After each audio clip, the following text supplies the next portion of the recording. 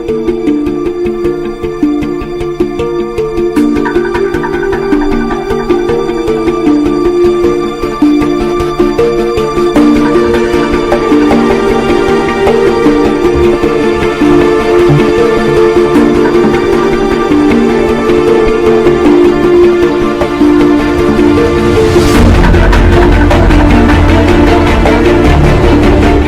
afternoon, Kuda.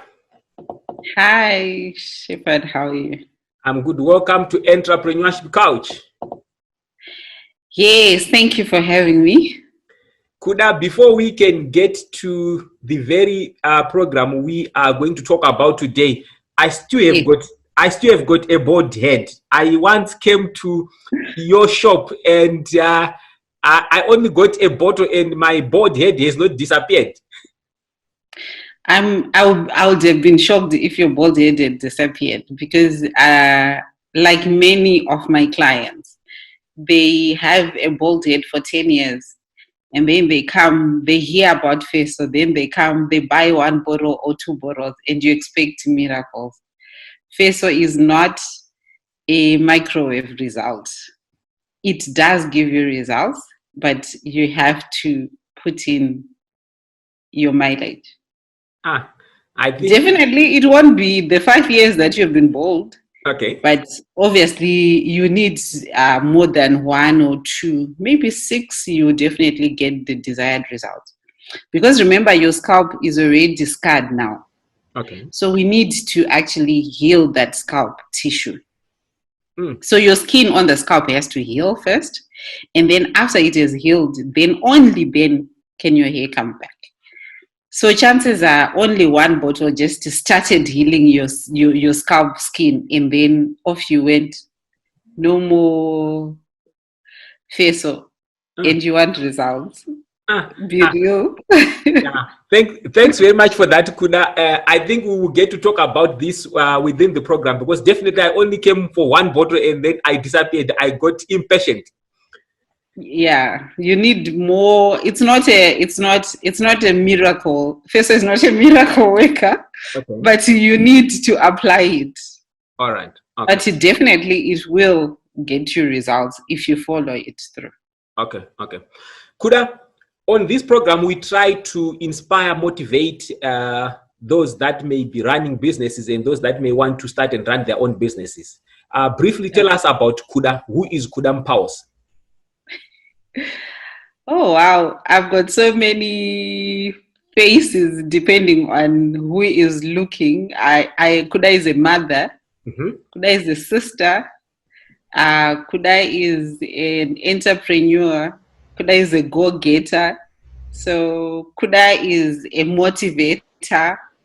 Kuda is a prayer warrior. So I'm all this. So you need to narrow down your question because I can give you so many faces of Kuda. Today, let's talk about Kuda, the entrepreneur. Okay. I think I've been born as an entrepreneur because I remember selling eggs when I was a little girl, just after liberation. Now you're gonna know my age. But anyway, I remember in one of the suburbs that we used to live, high density suburbs. Every morning before you go to school, you had to go and sell a crate of eggs. So you would walk around, the lanes, and you have to sell eggs. So Kuda has been an entrepreneur, I guess, as far back as I remember. I think that was like in grade 2. I started selling eggs when I was in grade 2. Okay. And yeah, so I think, and then school happened, and then after school, you think you've got like a certificate that you wanted. You think, this is the most amazing degree that I want. I'm gonna have this. I'm gonna go into the corporate world. But hey, corporate world is not that easy either. And to be honest, for me, it was hard in the sense that the culture in it. But also at the same time, the fact that I had to wait for 30 days for my money, because I didn't understand why I couldn't make money every day. And so I started doing hair. Hair was my hobby. Okay. Yeah. So I started doing hair at home, and every day I'll be making money and I'll still go to work. I used to work for Caps Holdings that time. And I was in the analytical lab. So, one day I couldn't get my salary because I got to the bank, it was already closed. And I had this woman I had borrowed some money from, So it was really scary for me not to pay her. And she knew my payday. So when I got home, I went to my kiddie bank and opened it up. You know where I used to put the money for braiding people over the weekend. And there was 6,000 in it, 6,000 Zim dollars then when it was real money. And my salary was $1,125, 50 cents, 25 cents. I remember. I even have my payslip framed, my last payslip. So when I opened my kiddie bank, it was just before I had done it, just before I think about 3 weeks. There was over 6,000. So it didn't make sense for me to go to work. So I think that's when I just left work, and work wasn't so exciting anyway. So I left work to become a hairdresser. Of course, I got some bashing from my family. Obviously, I mean, how would you become a hairdresser? And, there's all this stigma about hairdressing being a profession for prostitutes or people that are not educated. How can you say you've got a degree and you want to be a hairdresser? So, but anyway, I was more interested in the money that I was going to make more than my character, because I believed that eventually people will get to know my character. Irrespective where I am, people can assume I'm such a good person. But when the time comes for people to see, because your character will always come out anyway. So the only person who supported me was my dad. My mom almost lost it. But anyway, so I'm one of the lucky people that have got two brothers. So they were like my pillars, and they supported me. And here I am today. One of them is late, one is still alive. And I think he is very proud that I made it so far. Kuda, I am actually shocked myself, because before I knew you, I knew your dad, Rob. And for me, Robbie has been in the corporate world. He's one of the most celebrated corporate giants, if you may say. So for you to be his daughter and you decided to go into doing hair instead of pursuing your career, it must have been something else. But I am quite happy, because at least he showed the support and he allowed you to start and do what you wanted to do. Yeah, he was my biggest supporter, in the sense that, initially, when I went into Caps Holdings, it was a pharmaceutical conglomerate, and there was a greater opportunity. You know how it is. If you know someone there, they will take you to the next level. And if I'd stayed, chances are maybe I'll have been in the top management and things like that. That's the progression of how things used to be. But he supported me. He was the chairman of Barclays at that time. I couldn't open a business account because I was only 23. And as a woman, 23 years below 25, you couldn't open a business account in Zimbabwe at that time. And it was through him that of his position, he helped me then be able to actually open a business account. And one of the things that which was the driving force behind, was always wanting not to mess up a good name. That's the thing. If you are following somebody who has got a name, anything and everything that you are doing has to be scrutinized, and you have to be above board, everything that he had. So that was one of the things that every time that he would sit you down and tell you, I do not want my name to be messed up. So that one was always there. So it's hard. But anyway, here we are. I'm sure he's very proud. Kuda, I had not prepared for this question, but now that you have mentioned the prospects you had in your career advancement, there's been a lot of talk in terms of our education system. A lot have said it only prepares people for employment, doesn't prepare people for employment creation. What's your comment about that? There's two phases of education now. There's the education that I went to school during that time, and there's education now. The time that I went to school, I think I was one of the few last versions of proper education in Zimbabwe, because at that time people were being taught to become something. Okay. And there were a lot of apprentices at that time. And there were a lot of journeymen. I don't know even if you know what I'm talking about. I do. There were people that used to go and learn the trade. There was trade learning at that time. And then there was a new wave that came in, I think, after us. Well, mainly maybe because me as a parent, I have also failed, because then we came up with a wave of somebody has to have education, somebody has to have a degree. Because there I am. I'm telling you that I graduated with a degree in pharmacology and toxins, working for a pharmaceutical company. But what did I do? I left that profession and went on to do a trade, hand trade. And it's through that trade that I was able to empower other people. Whereas now we've got so many people that have learned, they've got so many degrees, we've channeled so many degrees. It's fashion to have a degree. But at the end of the day, those people that are going through these universities, they're coming up with nothing. So I think there's no more proper education now. People are just learned, but they're not being educated. Whereas before, we were being educated, and you then can do something with your education. Take about, I don't want to name any university, but take one graduate university student and you put them in an office.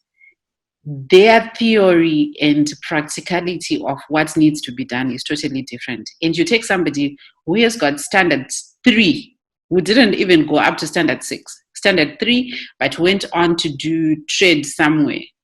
They are better equipped to run that office than your graduate. So I don't know what you mean by education then and now, and I don't know, but that's my philosophy and that's what I think. So then we didn't have education. Then we were being taught, we were taught you were educated, but you could take what you have learned and apply it. But these days, I don't know I don't know what we are teaching our kids. I think I understand you there. Maybe from your explanation, what I've been referring to is a lot of people are busy acquiring qualifications and certificates, but they have failed maybe to show something out of it. Kuda, you have been running your own business. What other projects are you involved in? Charity, professional, I don't know, what do you mean by what other projects? Anything besides my business? Yeah, I mean, in terms of entrepreneurship, what other business? Are you just running one business, or you've got other businesses that you are running at the moment? Okay, so I've done it all, like everybody, small business, you do cross-border, you do commodity broking. I've done it all, and I think it's good in the sense that if you've got more than one channel to make money, it's good. But if you then specialize, you make more. You specialize. So what I then did over time, I think I'm lucky in the sense that I created a name for myself in the industry before everybody was trying, and and that gave me a head start to then be able to actually look at the business and say, what is it that I want? And now I've kind of like more specialized on anything and everything to do with hair. I want to go into training, with all this COVID-19. I'm going to be doing a lot of training online, but my focus is on hair. Okay. So everything and anything that I'm doing, I've decided just to live my life around the hair space.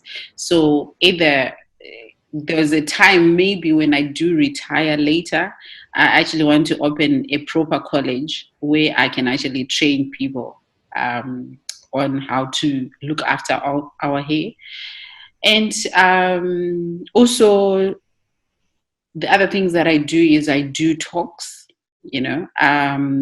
while yes, it's on entrepreneurship or it's in motivation, but everything is centered on hair. Yeah, okay. And so yeah, I've kind of like specialized on hair. Everything that I'm doing, I'm actually doing my PhD now. It's all on hair. I'm into manufacturing, but it's all on hair products. And I've got a clinic, and the focus is on hair. So yeah, so I don't know. Yes, I've created a number of other extra income, which I believe is important for every entrepreneur to survive. But my creation of those are more on specialized on hair. Okay. Interesting. Kuda, you got to register and form this particular company. What informed you to register a company? My question is coming from two perspectives. Other people have gone into hair, but they've not formalized their business. But not only that, why did you choose to get into particularly hair? Those are two questions, right? Why did I actually become registered? Remember, background is very important. Sure. Education, even a failed O level, is very important. Yes. It helps you understand what needs to be done. If you want something that will last, and I believe that it's high time as Black people, we do something that lasts us more than just our lifetime. So for you to be able to do that, it has to be recorded, it has to be put down, and there's a system that you need to follow. So that was the reason why I then did what I did, which then comes to background. When you remember what you said, whose footsteps am I following? So obviously, it's the people that are around you. Suppose you don't have maybe a big name that you're following, but it's who are you associating yourself with? Okay, maybe you're not in an environment where you're associating with people but who are you aspiring to? Study people. You don't have to get to talk to somebody. Just you can follow people and find out. It's a social media is very big these days. Watch, who are you watching? What are they doing? So through that, you'll be able to actually learn on how to take your business to the next level. So if your business is not registered, you cannot move forward with it. And you can't bring other companies to come in and support you, And then why hair? Hair was my hobby. Okay. So I'm that little girl who used to braid. Every auntie who comes and they sit down, you are in their hair.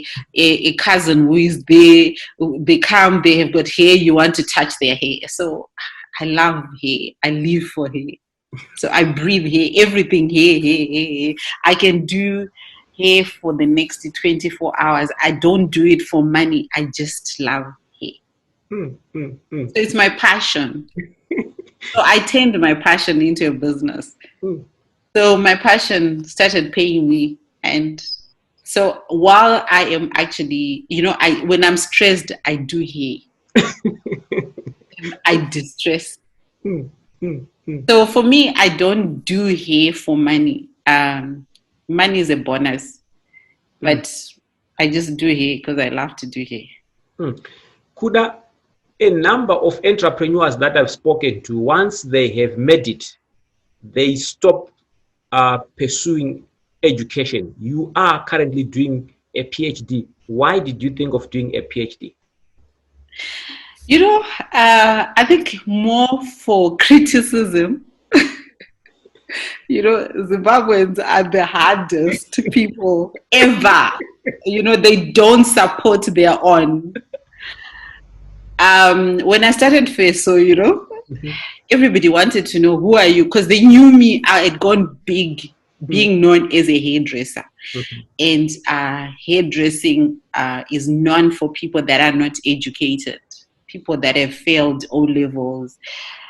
That was the perception, which is totally wrong, which I think, because you have to have science for you to actually go and do hairdressing. Mm. But I don't know where, as a people, we got this misconception that you need somebody who has just failed. As long as you know how to do hair, you can go and become a hairdresser and things like that. Which, yes, it's there, but I think those that are successful they do have a schooling behind. So anyway, when I started producing Feso, people asked the validity of, Feso, which she is a hairdresser. So I guess for me, besides the fact that I'm now enjoying what I'm doing, I think the motivation really was Mm. Zimbabweans' criticism. Mm. Um, they love good things. Mm. As a nation, we love trends, we love brands, we love names, and we're very classy conscious. And we want to know, what is it, what have you done, and things like that. So I think, so maybe it's the Zimbabwean thing, the blood in Zimbabwe, the Zimbabwean blood in me, wanting to push me to study and become.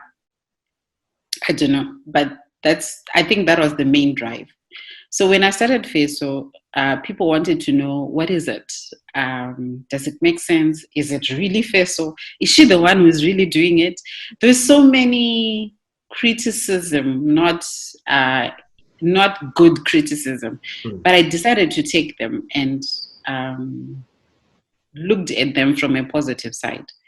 And then I realized, if I am going to take up Feso, because anyone can do Feso, anyone can go in the rural areas. People started going on Facebook and saying, oh, Feso for $5 here, Feso for $2. Oh, I got Feso from Kumusha, and things like that. So I needed to create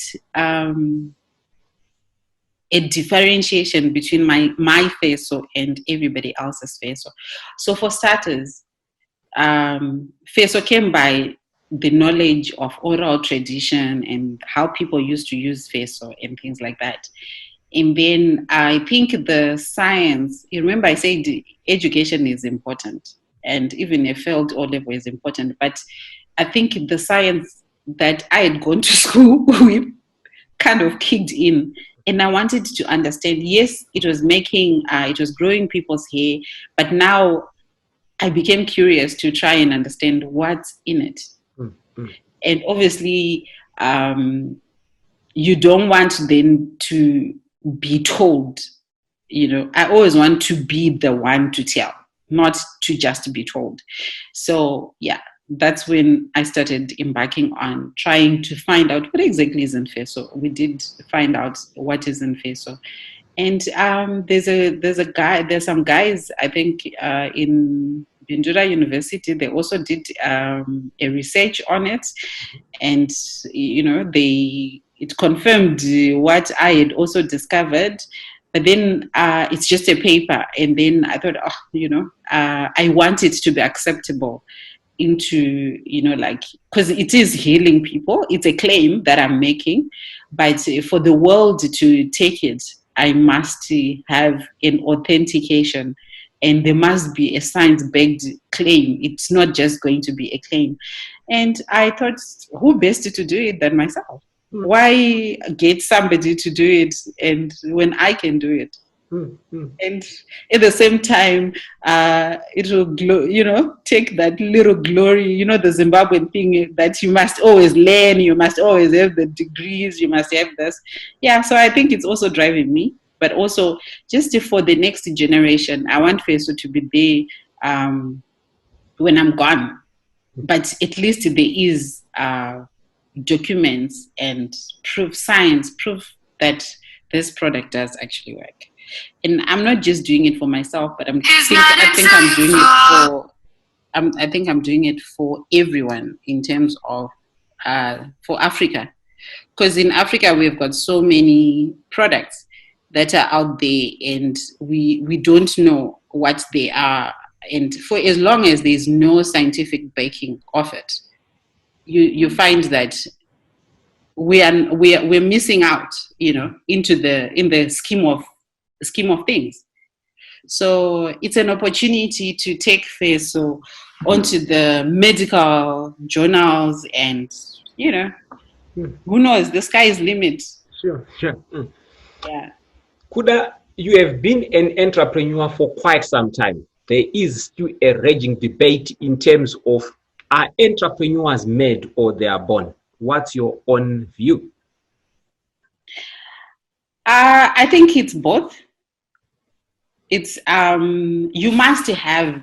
I think there are people. It's a desire that you have to. There's an inward. Yeah, so maybe they are born. Okay. I think they are born, and it's a choice then whether to cultivate it to become something, or you just become an entrepreneur that starts something. You go with the flow. There's if you sell money on the streets, you make money, and then next thing, it's tomatoes, and but it's about, I think it's born. You have to have it in you. And then those that succeed, you then need to make it, because you then have to learn to nurture it, to become something. A number of people I've spoken to, Kuda, aspiring entrepreneurs would always tell you to say, I've always wanted to start and run my own business, but I do not have seed capital. How did you solve the issue to do with seed capital? And what's your view in terms of those that have failed to start business because of seed capital? 90% of banks do not give you money if you have nothing. You must have something. So for me, believe it or not, when I started Feso, I was at my worst time. Okay. I didn't have money. And I started with 10 bottles of Feso, which was the 100 mils of Feso, 100 bottles. Okay. Remember the bottle that you came and buy? Yeah. There were 10. Uh-huh. Initially, I wanted to buy 20. Okay. But I couldn't. Right. So I started from where I was. And this is my advice to anyone. If you've got an idea, you must be willing to sacrifice. And there's never going to be a time that is going to be good for you to start something. Start now. What do you have? And that's what I did. I started with 10, and I sold the 10, and I took everything that I sold and created 30. And out of the 30, I created 50. Out of 50, I created 100. And it went on and on and on and on. And that's where I am today. And that's how it is. So it's all about how fast and how many do you want, and so you start somewhere. You don't start you have to start somewhere. So seed capital, no one wants to give you a seed on your dream. Everybody has got a dream. So what is it that you are doing for your dream, for somebody to then come in and support you? Yeah. That's me. Yeah. Kuda, I always ask my questions, two of them at one time. You are a woman that has been involved in business. What have been some of the challenges that you have faced as a woman business person, as you have been running your companies? Okay, so what's the second question? The second question is any other challenges that any other business people would face besides being a woman? Okay. So the first one for me was to open a bank account. I was 23. I couldn't open a bank account. So that was my first challenge. It didn't make sense, But in Zimbabwe, I couldn't open a bank account because I was 23, because I was not married and I was a woman. So that was my first challenge. So there are so many things that, unfortunately, there's small red tape that has been put in by what we term the formal business. That kind of excludes women. But also at the same time, I think there's so much that has been done for women that if people really want to, it's no longer really that much of an issue.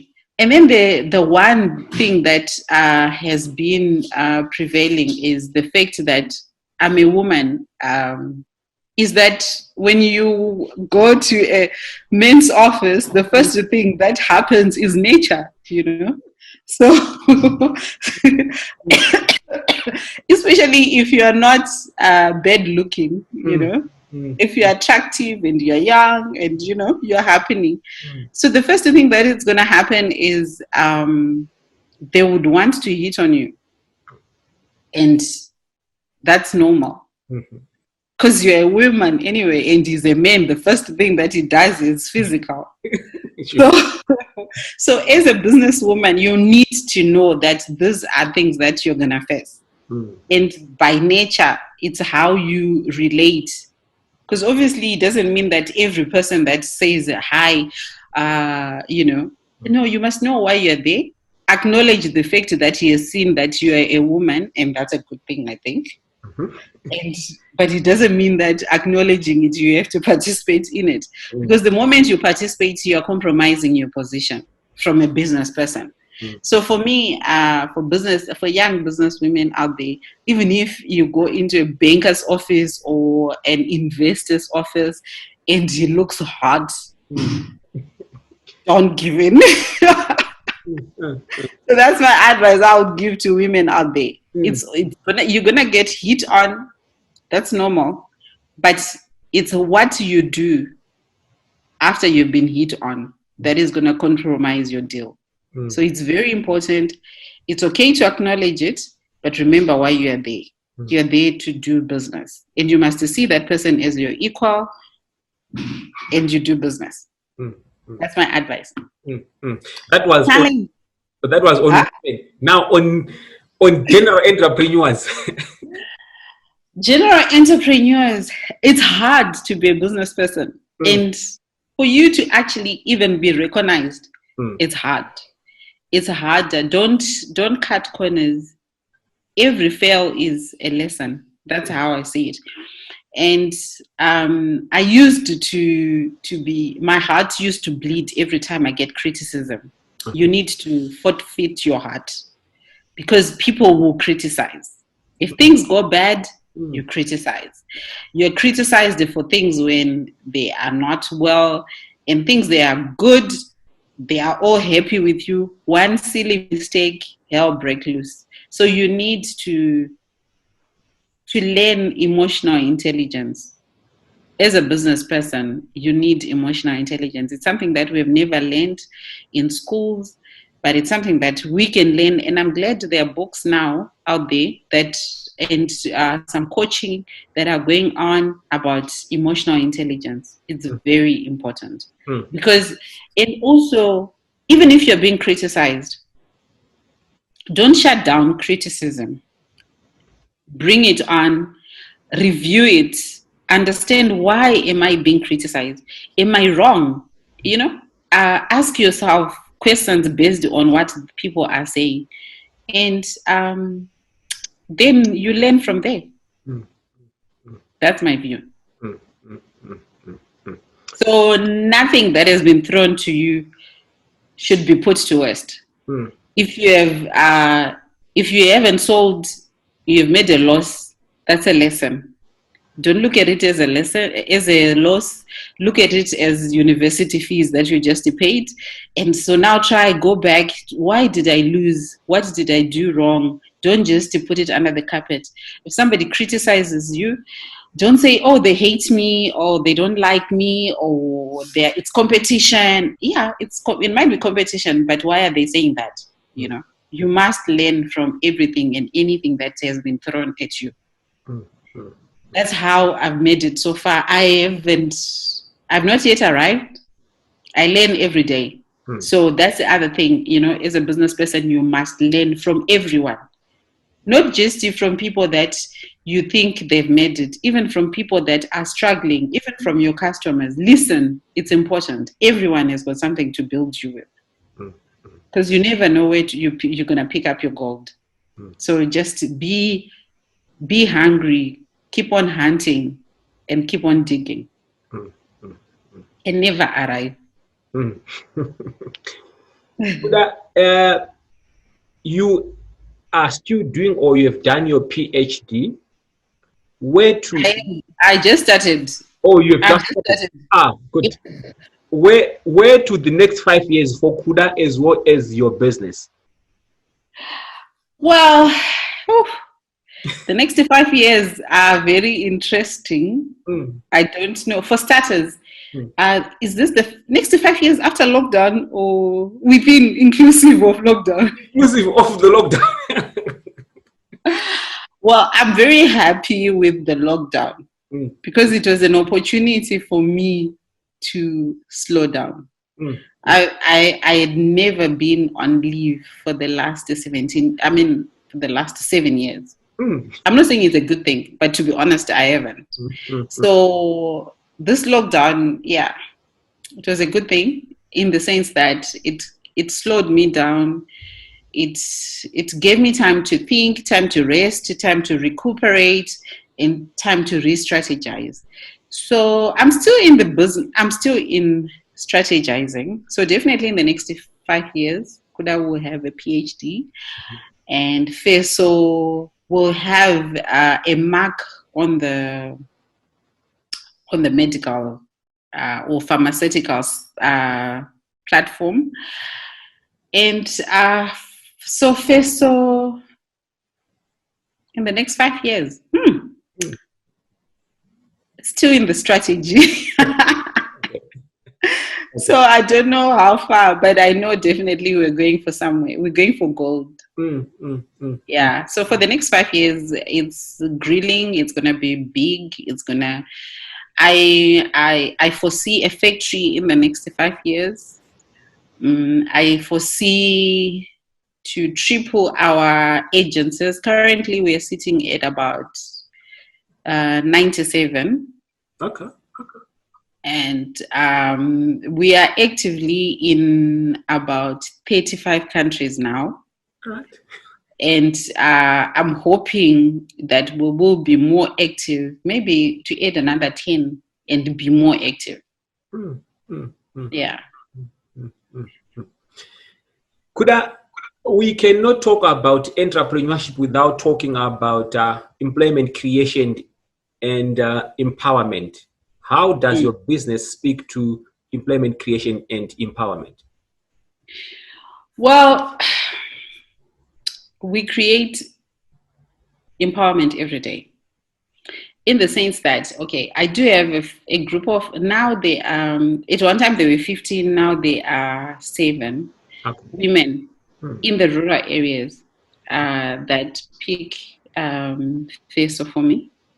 So that's a livelihood that has been generated from people that didn't have, and these are caregivers of their grandkids whose parents died of HIV. And that's just on one stream, that's on communal. And then there's urban poor, you know, through Feso, because Feso cannot be, we are not I'm not big in marketing, and I'm not a logistic company. But I also realized that there are so many people that are out there that do not have employment. For starters, the graduates we're talking about, or school dropouts, that could be selling Feso to their next door neighbors and make a profit. They make about 20% to 50% of the selling price, depending on which level they are. So that's enterprising on their own. So that's how we are creating employment on one way. Besides the people that we actually employ, there's also the people that we are training. And because remember, I said I'm also doing training. So through this training that we are doing, people can actually go on and run their own businesses, well, salon businesses, you know. And that's thereby creating also another avenue of employment. And yeah. And hopefully, you know, when we do open the factory, we will have more people that will also have employed. Kuda, the pandemic has afforded you as a person time to rest, time to reflect, time to strategize. But what has been the impact on your business? Well, yeah, I definitely we've lost money. I mean, because we do have a clinic where people come through for treatments that has been on the close. Even the number of people that are ordering products have lessened. We do deliveries through, I'm in South Africa right now, through RIMX and Postnet. RIMX has been delivering, but it's kind of like slowed down. So as a result, where people would buy product today and I deliver tomorrow, it's at their doorstep, that has kind of also slammed down. So in terms of cash flow today, yeah, it has just been shut down. We probably are operating at about 10% online sales. So on that front, yeah, our business has taken a knock. But again, remember what I told you, it's always important to do the business the correct way. Remember, you asked me a question, why did you register? Why did you? Because then when you do register a business, you get recognized, which is what happened to me. You get recognized, you then get to be trained in how to run your own business. You get to be trained about having savings. You get to be trained, because for every entrepreneur, which is one of the biggest challenges, is many entrepreneurs that we have is we take from Peter to go and buy for Paul, and then there's no savings. So I've been one of, you know, it's not like every day that I've had the savings, but it's just that from last year, I decided to have a cash cow somewhere put aside for a rainy day. So I would want to say thank you to those that actually taught me it's important to save and invest a little bit for the business. So for the next 3 months, I don't anticipate much damage to have happened to Feso. So I'm hoping and praying that today, when the president announces that we will be part of those that are going to be out of the lockdown. So yeah, but my business has been affected in terms of cash flow, but will it survive after COVID? Yes, definitely. We have to survive. And that's why it's important as an entrepreneur, no matter what happens, to survive after the ice age. You know, I don't know, you know, the ice age principle, you understand what I mean, right? Because you should be able to adapt and evolve Because you can't, if you're an entrepreneur and you cannot adapt to situations, you will die. So you need to learn the Ice Age principle, evolve. So Feso definitely will be there after COVID, stronger and going for the sky. Kuda, is there anything that you think government or governments in Africa need to do to promote and encourage entrepreneurship?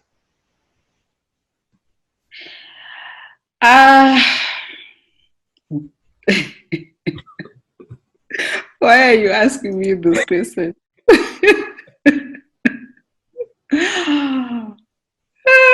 Do they know what entrepreneurship is? To start with.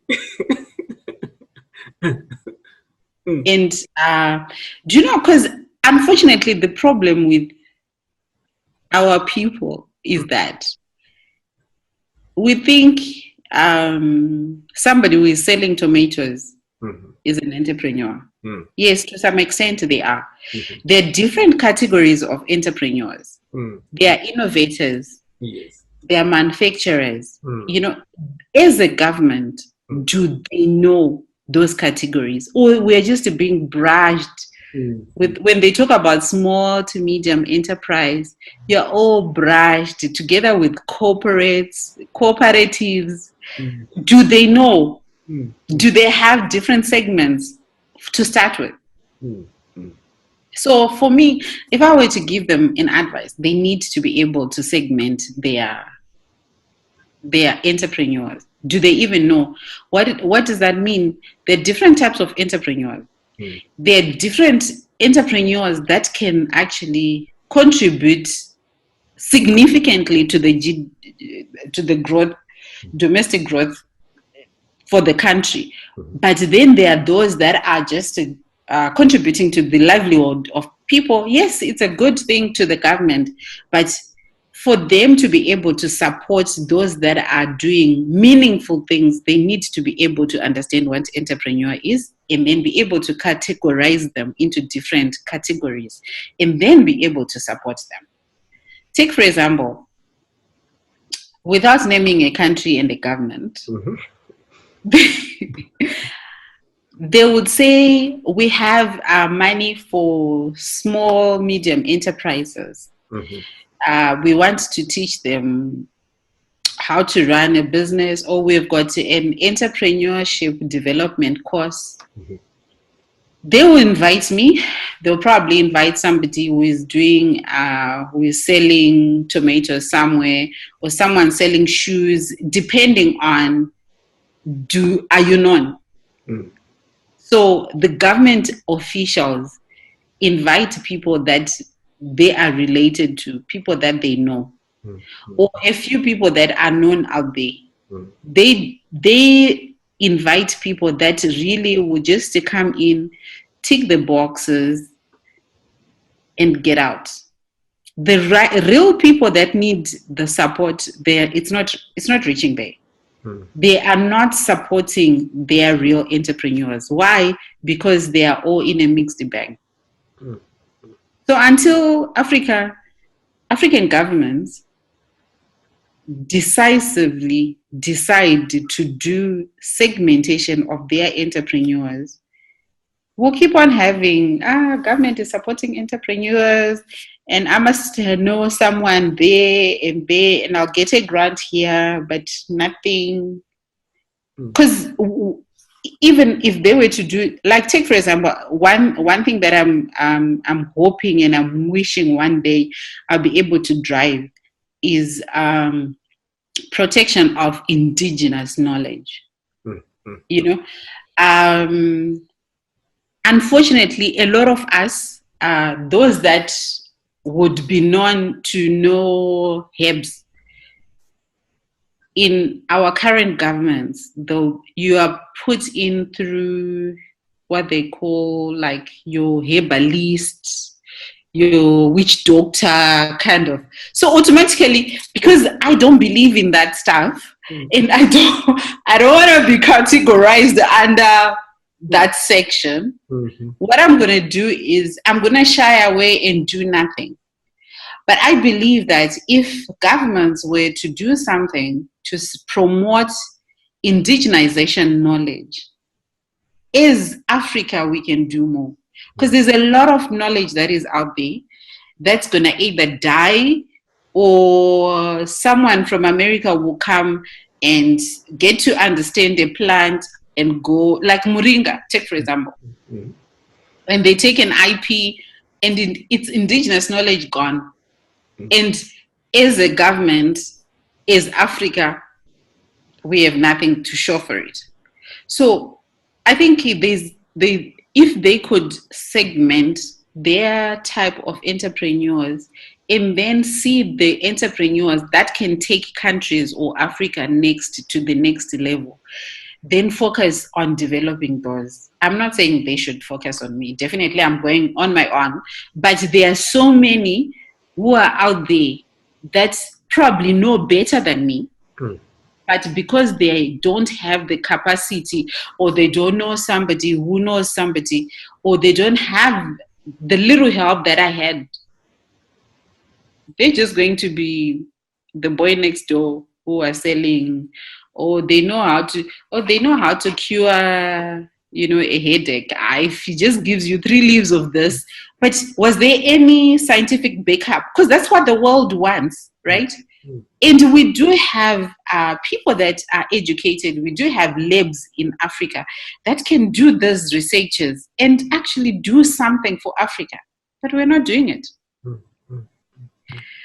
So, yeah, I don't know. So in terms of governments doing something, they could do something if they open up their brains a little bit more, or if they listen to people like me. Kuda, this has been very informative and very helpful. Before you go, I would want you to speak to an African woman and then speak to hairdressers. Why I speak on hairdressers, I believe they've got a lot that they can learn from you.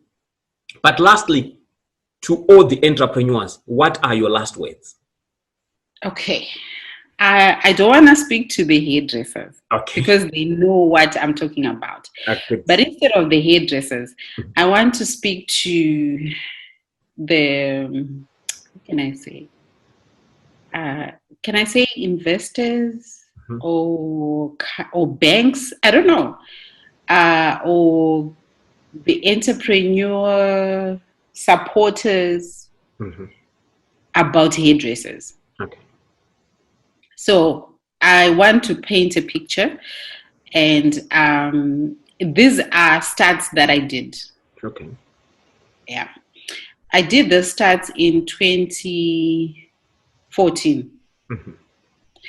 In Harare, right?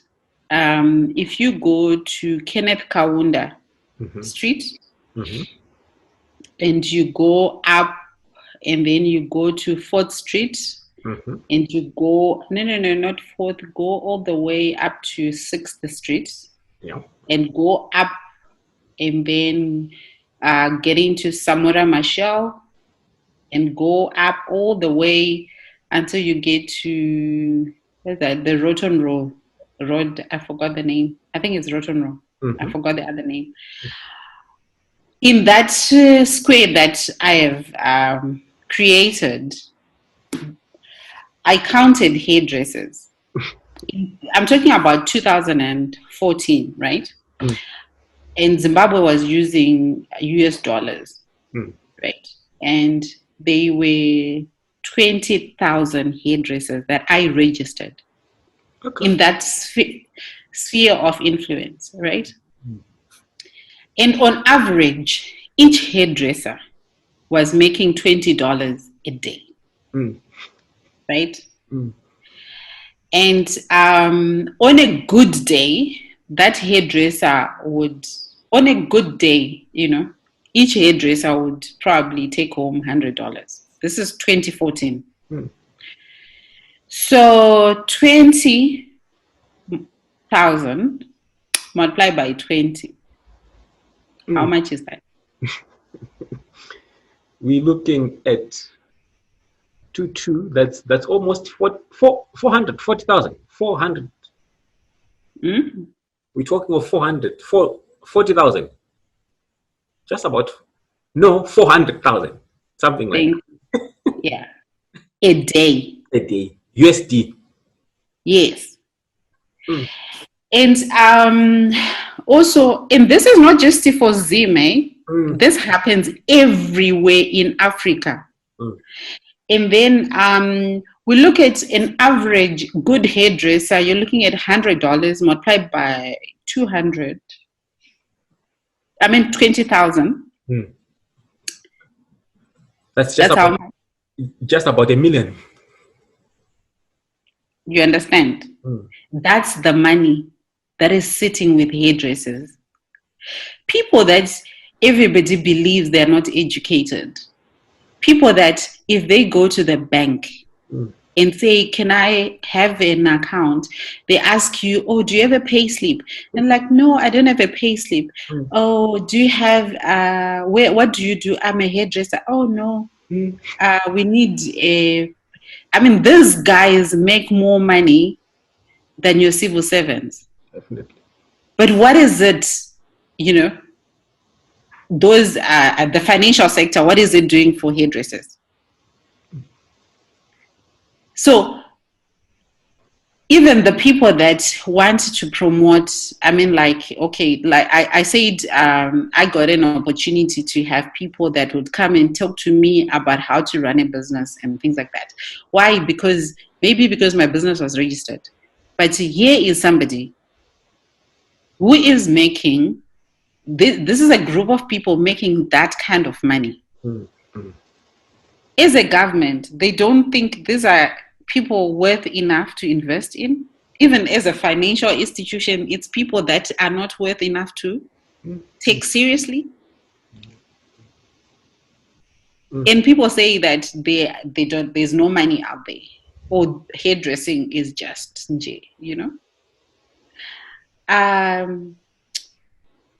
finally, there's a group of people that realizes that hairdressers have got money. Picture this. I don't know where you go and get your hair done. 90% of the time that you go into a barber shop, how many people who sell sweets, who are selling stuff? So many. Why? Because they realized that these guys are a cash cow. Yeah, they're liquid. So until the financial institutions out there, people that actually are serious about promoting entrepreneurs, because all these guys, what they need is to be taught on how to save. In some hairdressers, they are actually now giving each other money every week, and they're buying cars, they're buying houses. But can you imagine if there's a group or there's a government that is supporting them? Make them understand why it's important to register. Because every time you go and you want to open an account, you're a hairdresser, the stigma is still there. But money has no color. And these are stats I did. I hope that's good enough for those. Kuda, thank you very much for your time. Each time I speak to people like you, I keep learning every day. And I've always said, if I had lots of money, I would have opened plenty of businesses, because there are huge opportunities all over the world. No, there are plenty, especially in Africa. Thanks very much for your time, Kuda. I hope to speak to you again soon. You still owe me my last other bottles for me to continue. You just need to come and buy and continue for the next, I would say do for 6 months. You definitely see visible change. And now we've got scientific backup that Feso actually does work. So it's not just Kuda Smith or the old grannies. It actually does work. Kuda, thanks very much. I'll still also be coming to find out from you the distributorship registration. How does one go about that? Sure. If you go onto our website, which is www.fesoafrica.co.za, there's contact details there, and people can get in touch. Even on social media, if you go onto our social media platform, if you want to get in touch with us, we'll be able to get in touch. And you can actually start making money selling Feso. And even you can make it as a passive income, you know. It doesn't have to be your mainstream, but it can also be passive income. So your website again, it's www.fesoafrica. Yes. fesoafrica.com or .co. .co.za. Okay, .co.za. Okay, Yes. okay. Thanks very much for your time once again, Kuda. Thanks, Shepard. To our viewers, we have been having Kuda Mupawose, an entrepreneur who has been specializing in hair products. Thank you very much for your time. Thank you very much once again. Bye.